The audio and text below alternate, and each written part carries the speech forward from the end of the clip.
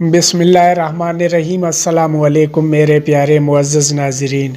मेरे प्यारे मुअज़्ज़ज़ नाज़रीन, सईद इब्न ज़ैद कौन है, इसके बारे में आज मैं इंजीनियर मोहम्मद अली मिर्ज़ा साहब की एक दिल को छू लेने वाली वीडियो लेके आप लोगों की खिदमत में हाज़िर हुआ हूँ।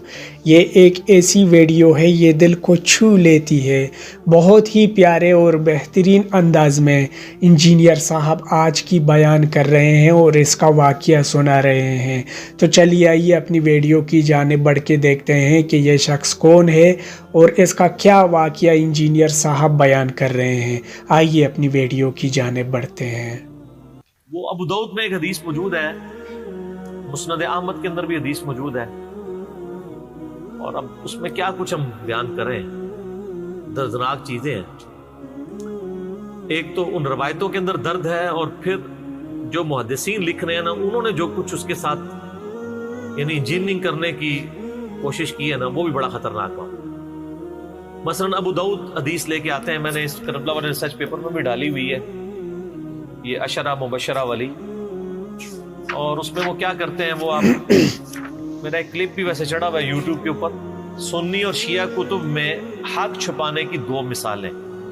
लाखों लोगों ने वो क्लिप देखा है।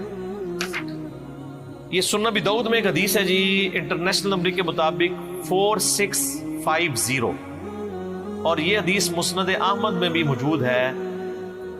शेख अलबानी, शेख जुबैर ज़ई, शेख शुएब आर्नोद, तमाम मुहद्दिसीन ने इसकी सेहत के ऊपर हुक्म लगाया कि ये सही हदीस है। मुस्नद अहमद में 1629 है, जिल्द 1 सफ़ा 187, मकबत शामिला के मुताबिक। अबू दाऊद में 4650, ये ऑनवर्ड 4-5 रवायतें। अब ये अल्फाज आप देखें ना, ताबी कहते हैं सैयदना इब्न हारिस, वो कहते हैं कि मैं फलां शख्स के साथ कूफे की मस्जिद में बैठा हुआ था। अब ये फलां का ये ना समझिएगा, उनको बंदे का नाम नहीं पता था कि वो मस्जिद के इमाम या खतीब कौन है। बेसिकली ये फलां का लफ्ज इमाम अबू दाऊद ने लिखा, वो बेसिकली छुपाना चाहते थे कि ये इस इशू में कल्परट कौन है, तो उन्होंने कहा कि वो हम उसका नाम ही फलां कर दो, जिस तरह वो इंग्लिश में कहते हैं ना XYZ। लेकिन यही हदीस जब मुस्नद अहमद में आती है ना, तो उसमें फलां का नाम भी है कि वो कौन है। तो अभी आप यही मजा लें कि फलां शख्स कूफे की बड़ी जामे मस्जिद में पलंग पे बैठा हुआ था। उस वक्त ज़ाहिर है मस्जिद ही हेड ऑफिस होती थी ना, और वो गवर्नर कूफा भी था, और दौर हजरत मुआविया रज़ी अल्लाह तआला अन्हु का। तो सईद इब्न ज़ैद यानी हजरत उमर के जो बहनोई हैं, उलुल अज़म सहाबा में से, वहां तशरीफ लाए, तो उस फलां शख्स ने उन्हें खुश आमदीद कहा और तख्त पर अपने पांव वाली तरफ साथ बिठा लिया। बाकी लोग जमीन पे बैठे थे, उन्होंने तख्त मस्जिद में बिठाया हुआ था, कूफे की बड़ी जामे मस्जिद में। तो वो हेड ऑफिस भी था और मस्जिद भी थी। यानी ये आज जो मुफ्तियों का आपको रौब नजर आता है ना कि वो 7 बंदे होते हैं, ये शुरू से ही चल रहा है इस तरह। मस्जिद में उन्होंने तख्त सजाया हुआ है और बैठे हुए हैं, बाकी सब नीचे बैठे हुए हैं। ये हामी हौसला करें कि आपको भी कुर्सियों में बिठाया हुआ है, जो नीचे बैठे मजबूरन बैठे हैं, अगर कुर्सियां तो बाकी भी बैठ जाओ। आप बनु उमैया से नहीं है ना। अच्छा, तो वो कहते हैं कि इतने में कूफी शख्स आया जिसका नाम कैस बिन अलकमा था। तो उस फलां शख्स ने भी उसका बड़ा इस्तकबाल किया, और उसके बाद उस कैस बिन अलकमा ने मुसलसल गाली गलोच शुरू कर दी। इस पर सईद इब्न ज़ैद ने उस फलां शख्स से पूछा, यानी वो कूफे का वो जो मुतवल्ली था, गवर्नर, उससे पूछा कि यार ये किसको गालियां निकाल रहा है, नाउज़ुबिल्लाह, मस्जिद में हो। तो उस फलां शख्स ने कहा कि ये सैयदना अली इब्न अबी तालिब को गालियां दे रहा है। ये सैयदना तो मैंने कहा, उसने कहा ये इब्न अबी तालिब को गालियां दे रहा है, नाउज़ुबिल्लाह, मस्जिद में। तो सैयदना सईद इब्न ज़ैद ने कहा, अफसोस, मैं देख रहा हूं कि तुम्हारे सामने अस्हाबे रसूल को गालियां दी जाती हैं, और तुम इस जुर्म को ना तो बुरा समझ रहे हो, ना ही मना कर रहे हो। अल्लाह, जबकि मैंने खुद नबी सल्लल्लाहु अलैहि वसल्लम को यह फरमाते हुए सुना है اور میں کوئی من گھڑت بات آپ کی طرف منسوب نہیں کروں گا کہ قیامت میں نبی علیہ السلام سے ملاقات ہو تو مجھے شرمندگی اٹھانی پڑے کہ میں نے آپ کی طرف کوئی غلط بات منسوب کر دی. میں نے خود نبی علیہ السلام سے سنا تھا کہ آپ نے فرمایا کہ ابو بکر جنت میں ہے, عمر جنت میں ہے, عثمان جنت میں ہے, علی جنت میں ہے, طلحہ جنت میں ہے, زبیر جنت میں ہے, سعد ابن ابی وقاص جنت میں ہے, اور عبد الرحمن بن عوف بھی جنت میں ہے. اور اگر میں چاہوں تو 10ویں خوش نصیب کا نام بھی بتا سکتا ہوں. ادھر انہوں نے 9 نام بتائے اور 9 میں سے 8 صحابہ ہیں اور ایک نبی علیہ السلام ہے, اور وہ کہتے ہیں میں 10ویں کا نام نہیں بتاتا.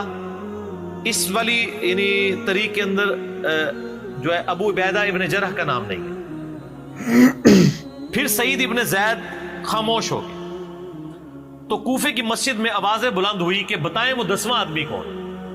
تو انہوں نے کہا 10واں شخص میں ہوں, سعید ابن زید. انہوں نے عاجزی کی, اپنا نام نہیں بتانا چاہتے تھے.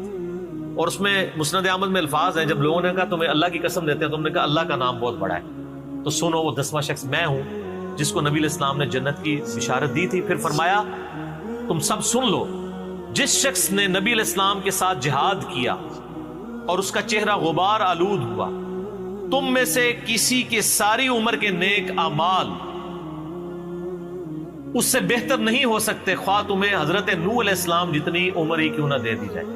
950 سال بھی تم لگے رہو نا, تو جو حضور کا ساتھی تھا اور وہ جہاد میں شریک رہا اور اس کے چہرے پہ صرف مٹی لگ گئی, یہ تو عام بندے کی بات ہو رہی ہے. مولا علی نے تو جنگیں جتائی ہوئی ہیں بے شک سر, مولا علی تو بات ہی کوئی نہیں, وہ تو گل ہی کچھ اور ہے.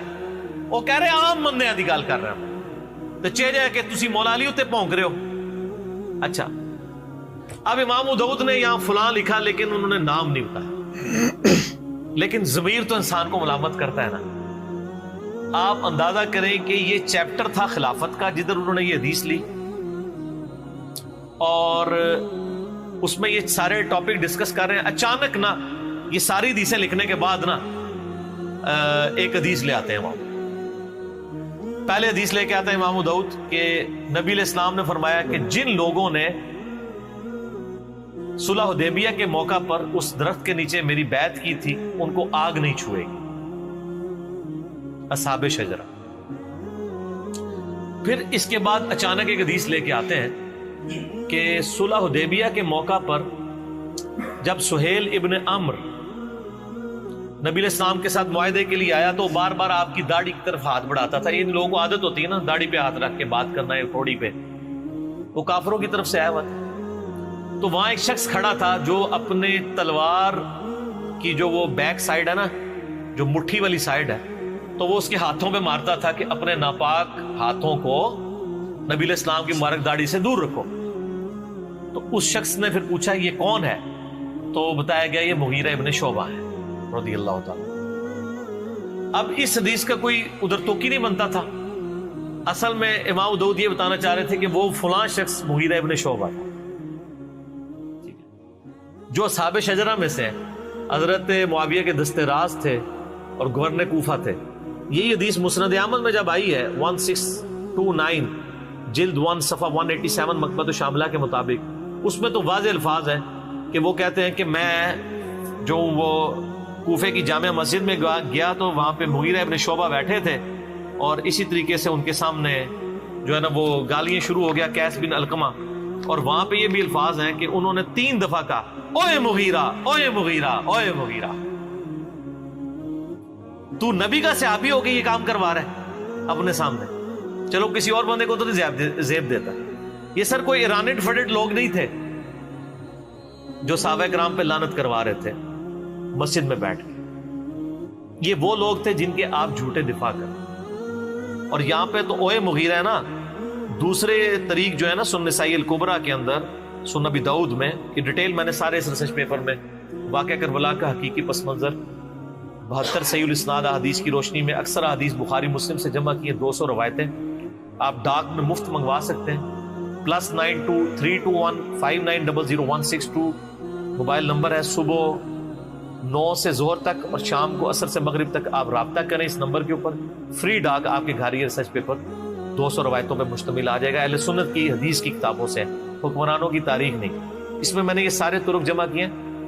ایک اور جگہ ہے کہ اس ظالم کو دیکھو کہ یہ مسجد میں کس طرح کے کام کروا رہا ہے سیدنا علی کے اوپر, یعنی لعنت کروا رہا ہے. اور کئی ایک طریقہ یعنی, لیکن یہ میرا پھر دل دکھتا ہے, میں پھر اپنے جذبات پہ قابو نہیں رکھ سکوں گا. میں نے صرف عشرۃ مبشرۃ بالجنہ کے تحت یہ روایتیں بیان کر دی ہیں, باقی آپ اس کو دیکھ لیں. تو بیسیکلی انہوں نے وہ 10 صحابہ کے جنتی ہونے والی حدیث اس لیے سنائی کہ تم جنتی شخص کے اوپر لعنت کروا رہے ہو مسجد میں بیٹھ کے. ٹھیک ہے, تو حضرت سعید ابن زید نے ان کو روکا. تو یہ آخری وقت تک یعنی اس طرح کی چیزوں کے مخالفت کرتے تھے.